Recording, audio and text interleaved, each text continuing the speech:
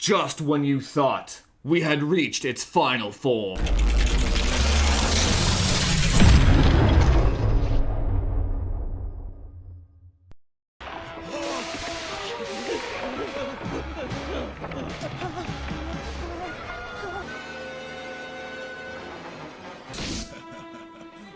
This isn't even my final form. Hey guys, welcome to Frame Chasers, the place where we take your trash can of a PC, Horizon, sorry about that, and we make it the fastest, or we attempt to make it the fastest. So we've got one final video to do on this 3080 before I scalp her to an lucky buyer. She's been good to us though. I mean, hell of a card. She's provided tons and tons of content for the channel. I mean, unless I find a soldering iron for these caps. Lots of suggestions in the last video, but I'm not a fan of that wireless shit. I mean, the last thing on the agenda here before this card goes into the ether, we gotta put some liquid metal on this bitch. So I'm actually not sure if I should repeat myself or not, but I feel like the channel's kind of snowballing a little bit, so we're gonna get more and more new people constantly, so I'll repeat myself in this regard. Like, what I mean is, the point of putting, like, liquid metal on a GPU die, okay, if you have an air cooler, it's pointless, don't do it, because you're limited by the total cooling capacity of the fans and the heat pipes. You're not limited by the actual heat transfer of the die to the cold plate. Whereas on a water block such as this or a water cooler, you actually are limited by how fast you can transfer the heat away from the die, right? That's why liquid metal really only works on water blocks, right? So what you're gonna find, or what you will find if you do this on your water block, you might not necessarily see a temperature difference, but it might clock higher, and here's why. So imagine this being your graphics die, alright? And let's just say that these SMs, or these squares are the SMs, okay? Just bear with me here. They're obviously on a microscopic level and they're super crammed together, okay? Now, when you put thermal paste, like the, Cryonaut or whatever on there, its job is to transfer heat out of the chip, right, onto the cold plate, onto this blue cold plate, right? Now, it can do that just fine, but what you're gonna find as you increase voltages, that heat transferring away from these SMs is going to increase substantially based on how much voltage and power you're pulling into this chip, right? So what's gonna happen with regular paste is it can't get these little red lines away from the SM fast enough, so then these red lines are going to start interacting with each other and heat up, they're going to be hotspots. It's going to create hotspots, essentially. And what a hotspot does is it prevents you from clocking any higher, like you get errors and stuff, right? Now, if you do liquid metal on the die, oh my god. If you do liquid metal on the die, the red, like the temperature of the SM gets out of there way faster. So the heat radiance of the SMs is actually much less because it's actually getting out of the chip and not radiating to the other ones, if that makes sense. So the temperature in your water loop might be the same, but it's radiating the heat out of the die much faster. Anyway, I hope that was a pretty crude explanation of what was going on here, right?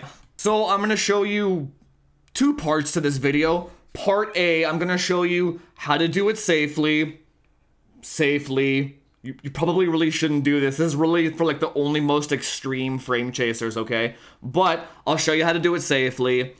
And then we're going to run some benchmarks, see how high this thing can clock, see if it makes a difference. On to step one. Okay, so step number one, obviously, take the cooler off, the water block, I mean. Wipe all of the paste out of here. And like, I even mean like take a toothbrush and go through all the SMD capacitors. All right, there we go. As good as new. You just grab like an old toothbrush and like kind of get in there in between all the SMD caps and stuff. You literally want 0 thermal paste left after you're done. This has to be, you actually want to hear it squeak like on the die when it, that's how clean this has to be, all right? All right, this is all alcoholed up, perfectly clean. That is step 1. Now, step 2, we take some clean paper towel, take some Flitz polish, usually comes in Rocket Cool IHS kits and stuff, but you can buy this on Amazon, whatever. Maybe I'll link it down below with my affiliate code so you can buy it and give me more of your money.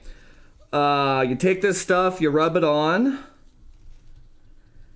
and it's gonna turn black as you kind of, it's just a polishing compound. That's all it is. So what this does, it's like one extra step above wiping it down with alcohol.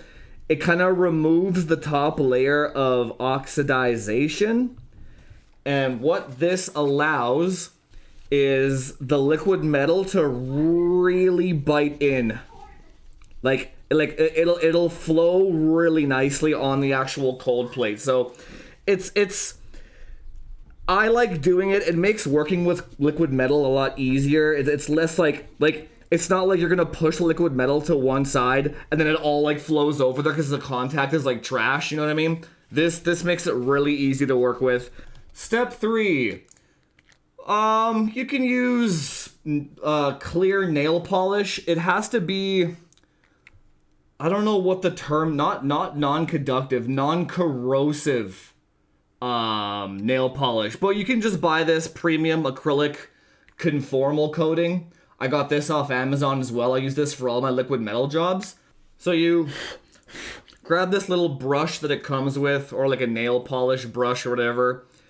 And what you want to do is you want to cover and protect all of the SMD capacitors that go around.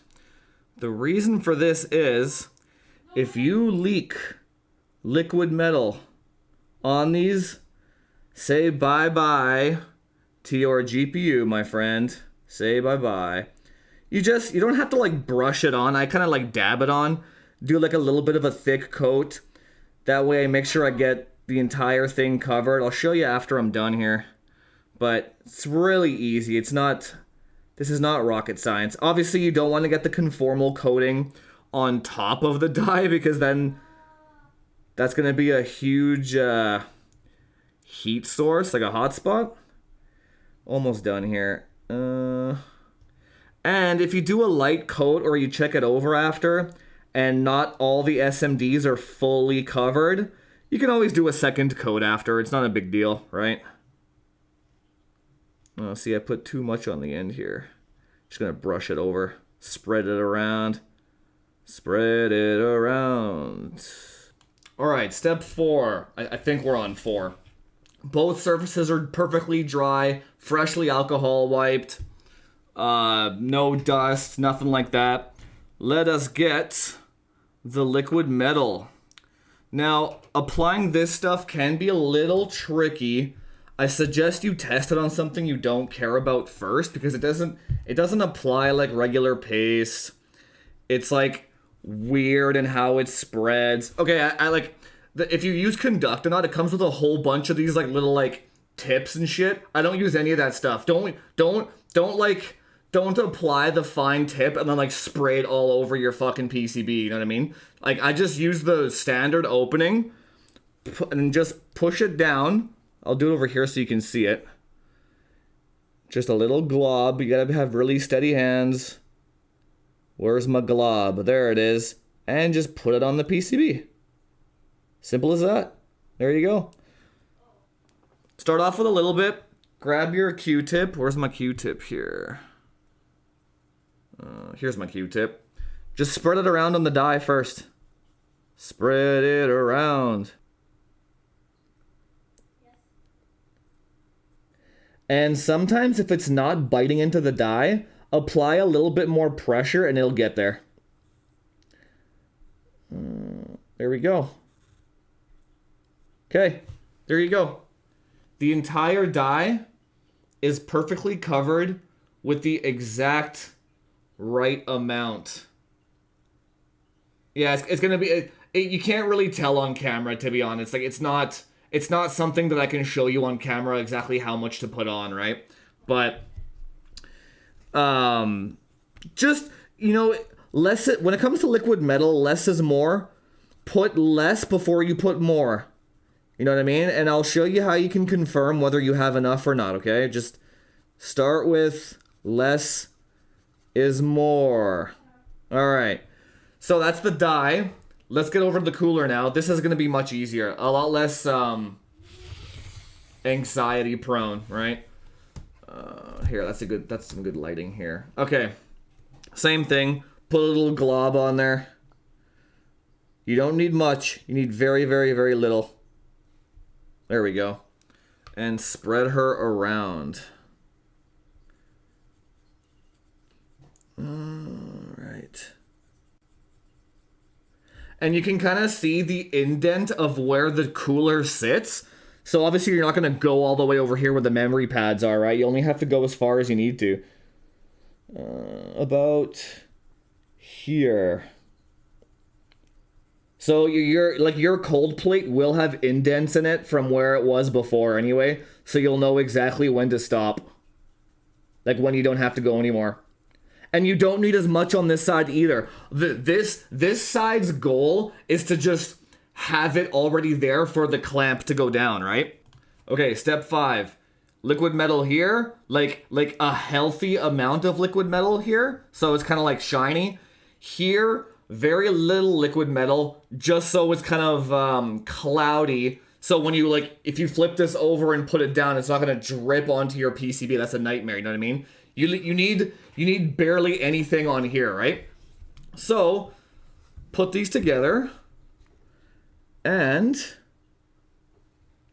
let me see this right here. Now, when you're here and it's on, just apply pressure with your hands, like firm pressure. I'm pushing down right now, right? I shook the camera so you can tell, but so what you're doing there is you're simulating the clamping pressure, right? Then you just take it back off. Take it off. And that way, you can see right away if it's spilled over. You can see any parts of the die where it didn't make contact. So if you look at this part, I'm trying to get good lighting for you guys. Okay, do you see right here? Do you see how there's an indent of the die in the actual liquid metal now? So by looking at both of these surfaces, I know that it made 100% contact and it didn't spill over. So what I'm going to do now is just recircle the liquid metal back on both sides, clamp it, I'm done, don't worry about it. And that's it, guys. Done. Easy peasy, lemon squeezy. Oh shit, not bad. Not bad.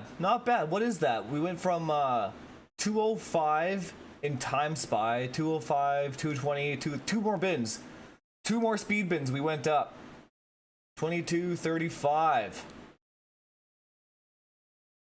I can't go any higher than this, it'll crash, but yeah, the liquid metal itself gave us another 2 speed bins.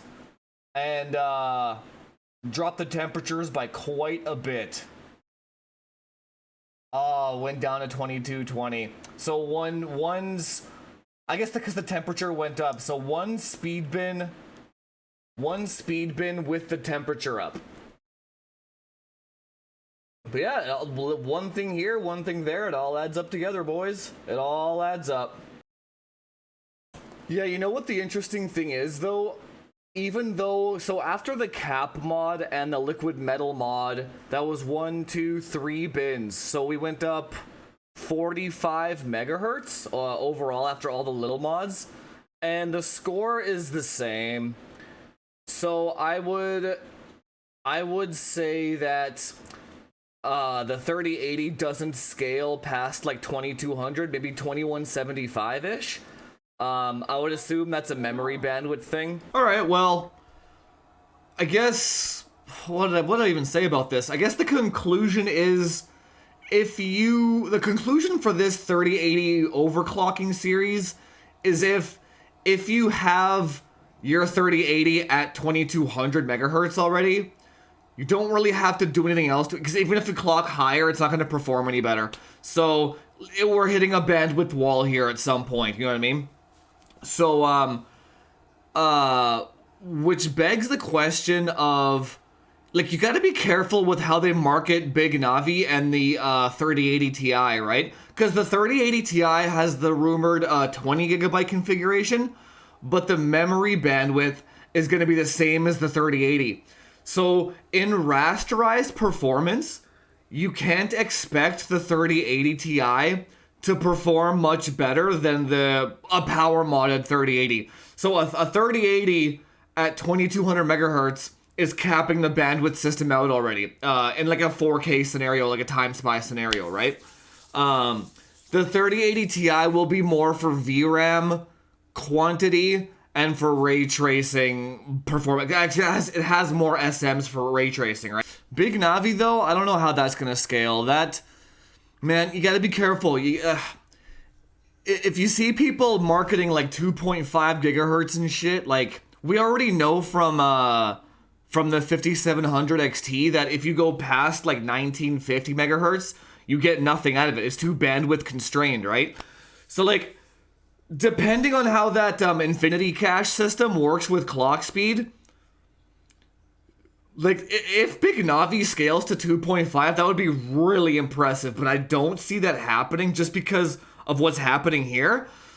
We'll have to test it and find out, obviously, in the future, but you gotta be careful with clock speed numbers and GPUs, is the point I'm trying to make here. So that's it. I would say step 1, put a water block on your card. See how high you can get it. Step 2, shunt mod it. If you need to get to 2200, you know, the way it is. Step 3 would probably be liquid metal, because that's much easier than cap modding. And then step 4, I would cap mod. Like do them in steps, get to 2200, and then leave it alone kind of thing, right? If yours does 2200 out of the box, then just leave it alone.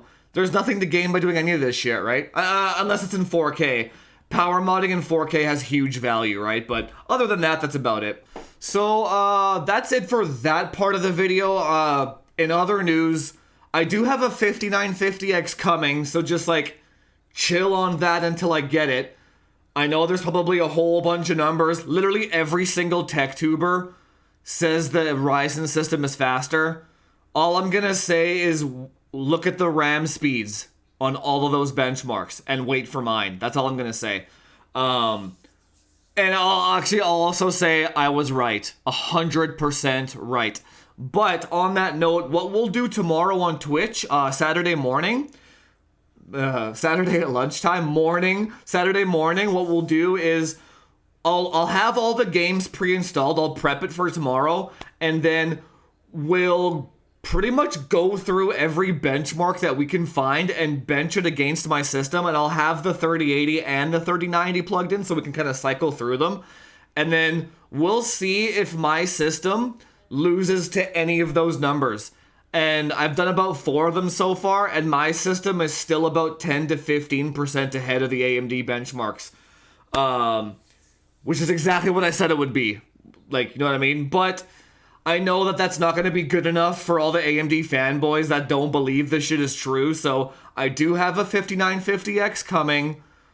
I didn't want to get it on release day because the AMD didn't release their stupid embargo until like they were already on sale. That's such a shady fucking practice. And this is exactly why, because they lose, you know what I mean? They didn't want anyone to find that shit out. But anyway, I will have numbers, but in the meantime, tomorrow on Twitch is the place to be if you want to be disproven that you're an idiot and you're a fanboy, right? And other than that, we have a shit ton more content next week, guys. Hope you learned something. I know I did. 3080, 2200 wall. Other than that, leave it alone. And hit that subscribe button, do all that YouTube SEO stuff, like, share, and comment down below what you think of the 3080 overclocking series. And I'll see you guys tomorrow on Twitch. Talk to you later.